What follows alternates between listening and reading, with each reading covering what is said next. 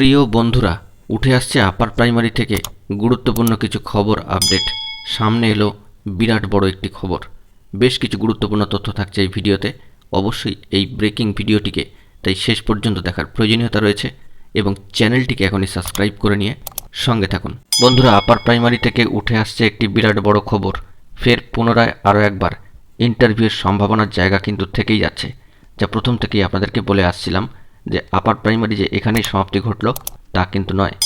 গতকালকে একটি বিশেষ বৈঠক থেকে কিছু গুরুত্বপূর্ণ বার্তা বা মেসেজ উঠে এসেছে। তার সারমর্মটুকু আপনাদের সামনে এভাবেই তুলে ধরছি।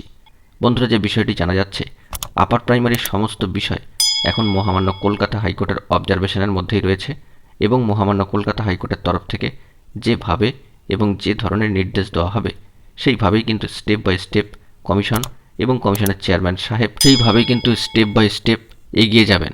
এক্ষেত্রে একটি কথা বলে রাখা ভালো, অত্যন্ত সদর্থক এবং পজিটিভভাবেই স্কুল সার্ভিস কমিশনের চেয়ারম্যান সাহেব চাইছেন আইনগত দিক সমস্ত বিষয়গুলিকে মেনটেন করে এবং যথাযথভাবে এই আপার প্রাইমারি অর্থাৎ দীর্ঘ এতগুলো বছর ধরে থমকে থাকা আপার প্রাইমারি নিয়োগ প্রক্রিয়াকে যথাসম্ভব চেষ্টা করছেন খুব গুরুত্ব দিয়ে এই নিয়োগকে সম্পন্ন করতে।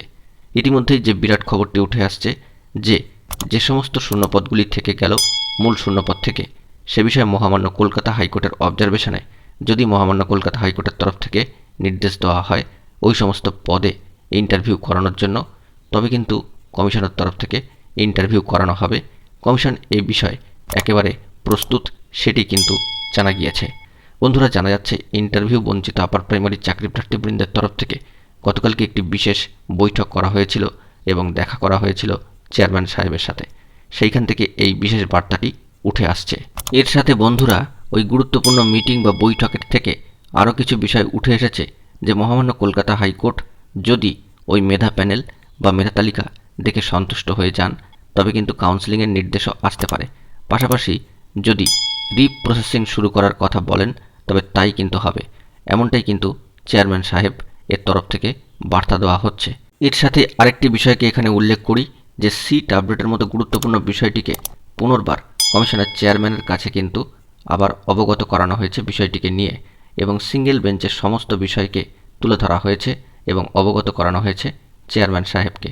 চেয়ারম্যান সাহেব সাংবাদিক বৈঠকে সিট আপডেটের কথা উল্লেখ না করলেও সে বিষয়ে গতকালকে ইন্টারভিউ বঞ্চিত আপার প্রাইমারির চাকরি প্রার্থীবৃন্দের যে সমস্ত প্রতিনিধিরা কমিশনের চেয়ারম্যান সাহেবের সাথে দেখা করেছেন তারা কিন্তু যথেষ্ট ভালোভাবেই বিষয়টিকে রাখতে পেরেছেন কমিশনের চেয়ারম্যান সাহেবের কাছে এবং চেয়ারম্যান সাহেবও বিষয়টা সম্পর্কে অবগত হয়েছেন এবং এই বিষয়টিকে যথেষ্ট গুরুত্ব দিয়ে কিন্তু অনুধাবন করেছেন।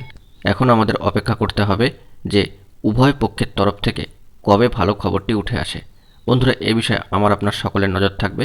গুরুত্বপূর্ণ কোনো তথ্য আপডেট পেলে অবশ্যই আপনাদের মাঝে তা তুলে ধরব।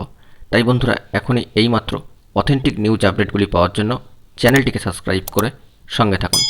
ধন্যবাদ।